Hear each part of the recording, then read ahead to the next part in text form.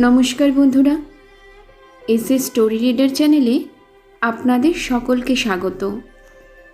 আজ আপনাদের যে গল্পটা শোনাতে চলেছি সেটি একটি ঘুম পাড়ানি গল্পের বই থেকে নেওয়া একটি গল্প। গল্পটির নাম কীর্তি সেনার কীর্তি। তবে চলুন দেরি না করে শুনে নেওয়া যাক। পাটলিপুত্র নগরে এক ধনী বণিক বাস করতেন। তার নাম ধনপালিক। তার ছিল পরম সুন্দরী কন্যা, নাম কীর্তিসেনা।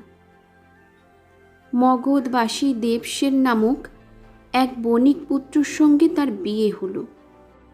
শ্বশুর অনেকদিন আগেই মারা গিয়েছিলেন। বিধবা শাশুড়ি ছিলেন কলহপ্রিয়া।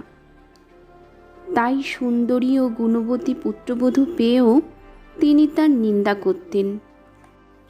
একসময় দেবসেন স্থির করলেন বাণিজ্য করার জন্য বল্লভী নগরে যাবেন। কীর্তিসেনা তখন বলল, স্বামী, আমি আপনাকে এতদিন কিছু বলিনি। শাশুড়ি আমাকে যখন তখন তিরস্কার করেন। আপনি চলে গেলে আমার কি অবস্থা হবে? সেই কথা শুনে দেবসেন দুঃখিত হলেন, তবু কিছু বললেন না। দেবসেন মায়ের কাছে গিয়ে বললেন, মা, আমি আজ বল্লভী নগরে যাব। আপনি কীর্তিসেনাকে দেখে শুনে রাখবেন। মা বললেন, কোনো চিন্তা করো না বাবা, আমি সবসময়ই বৌমাকে তোমার চেয়েও বেশি যত্ন করি।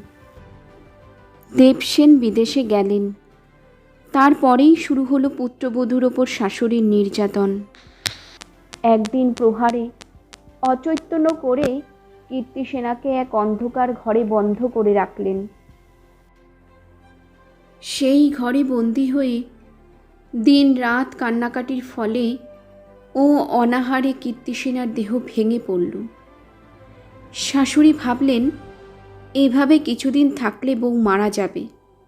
লোককে বলা হবে রোগে ভুগে মারা গেছে। কীর্তিসেনা স্থির করল যেভাবেই হোক পালিয়ে যাবে। খুঁজে খুঁজে সেই অন্ধকার ঘরে জঞ্জালের মধ্যে একটি মাটির খোঁড়ার জিনিস পেয়ে গেল। তার সাহায্যে সুড়ঙ্গ কেটে কীর্তিসেনা বেরিয়ে গেল বাইরে। মেয়ের বেশ ছেড়ে ধরল পুরুষের বেশ। এক দোকানে অলংকার বিক্রি করে যে টাকা পেল তার অর্ধেক টাকা নিজে রেখে বাকি টাকা দিল দোকানদারকে। দোকানদার তাকে যত্নের সঙ্গে তার ঘরে থাকতে দিল। পরদিন কীর্তিসেনা শুনতে পেল সমুদ্রসেন নামে সেখানকার এক বণিক বল্লভী নগরে যাবেন। কীর্তিসেনার কথাবার্তায় খুশি হয়ে সমুদ্রসেন তাকে সঙ্গে নিতে রাজি হলেন। যাবার পথেও বিপদ কম নয়। বনের ভেতর ভয়ে ভয়ে রাত কাটাতে হলো। কীর্তিসেনা ভাবল, যদি তার পরিচয় প্রকাশ পায় তবে কলঙ্ক রটবে। সেজন্য একটি গাছের কোটরে লুকিয়ে রইল। কোটরের মুখটা ঢেকে রাখল লতা পাতা দিয়ে। গভীর রাতে একদল ডাকাত এসে ঢুকল সেই জঙ্গলে। জঙ্গলে আরও অনেক বণিক ছিলেন, তাদের সঙ্গে অস্ত্রশস্ত্রও ছিল। ডাকাতের সঙ্গে হলো লড়াই। বণিকরা হেরে গেলেন, কেউ পালিয়ে গেলেন, কেউ হলেন নিহত। শুধু একা কীর্তিসেনা গাছের কোটরে ছিল বলেই বেঁচে রইল।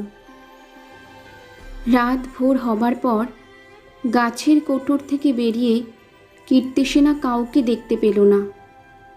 একাই বন থেকে বেরিয়ে মাঠ দিয়ে ছুটে চলতে লাগলো। মনে মনে ডাকতে লাগলো ভগবানকে। এমন সময় এক জটাধারী সন্ন্যাসী তার সামনে এসে উদয় হলেন।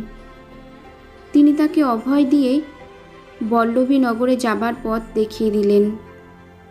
কীর্তিসেনা পথ চলতে চলতে আবার এক জঙ্গলের মধ্যে দিয়ে উপস্থিত হলো। রাত হলে আশ্রয় নিল গাছের কোটরে। কিন্তু কি বিপদ! গভীর রাত হলে এক রাক্ষসী তার ছেলে মেয়েদের নিয়ে সেই গাছের কাছে এসে হাজির হলো। রাক্ষসীর ছেলেমেয়েরা বলল, মা, আমাদের খিদে পেয়েছে, মানুষেরই মাংস খাবো। রাক্ষসী বলল, একটু সবুর কর, রাজার মাংস খেতে পাবি। বসুদত্ত নগরে বসু সেন নামে এক রাজা আছে। তার কঠিন অসুখ হয়েছে, এই রোগে তার মৃত্যু হবে। ছেলেমেয়েরা জিজ্ঞেস করল, মা, রাজার এই অসুখ কি কেউ সারাতে পারবে না? রাক্ষসী বলল, এই রোগ সারাবার কৌশল শুধু আমি জানি, আর কেউ জানে না। রাক্ষসী তার ছেলে মেয়েদের কাছে সব কৌশল বলে খুব বাহাদুরি জাহির করল। ভোর হলে রাক্ষসী চলে গেল। কীর্তিসেনাও রওনা হলো বসুদত্ত নগরে। গিয়ে মন্ত্রীর সঙ্গে দেখা করে বলল, আমি রাজার চিকিৎসা করতে চাই। মন্ত্রী তাকে রাজার কাছে নিয়ে গেলেন।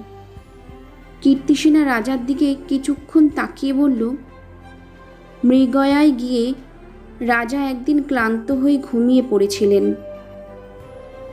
তখন তার কানের ভিতর দিয়ে এক কৃমিকীট রাজার মাথায় প্রবেশ করে। সেই কীট তার মাথায় অসংখ্য কীট উৎপাদন করেছে। এজন্যই রাজা এখন মরণাপন্ন। কীর্তিসেনা রাক্ষসীর মুখে শোনা উপায় অনুসারে বহু কৃমিকীট বের করে ফেলল। রাজা ধীরে ধীরে সুস্থ হয়ে উঠলেন। খুশি হয়ে রাজা কীর্তিসেনাকে দিলেন বহু ধনরত্ন এবং ভূসম্পত্তি। বল্লভীনগর ছিল ওই রাজারই অধীন রাজ্য। রাজার আরোগ্য সংবাদে অনেক প্রজা ও বণিক তাকে দেখতে এলো।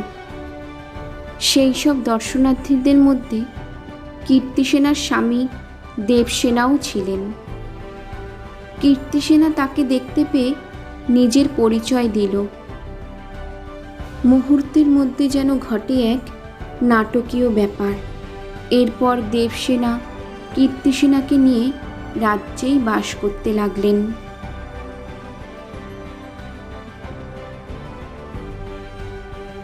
বন্ধুরা, এই গল্পটি তোমাদের কেমন লাগলো তা একটি কমেন্টের মাধ্যমে আমাকে অবশ্যই জানিও। আর তোমরা কী ধরনের গল্প শুনতে পছন্দ করো তা আমায় জানালে আমি সেই ধরনের গল্প শোনাতে চেষ্টা করব। ধন্যবাদ।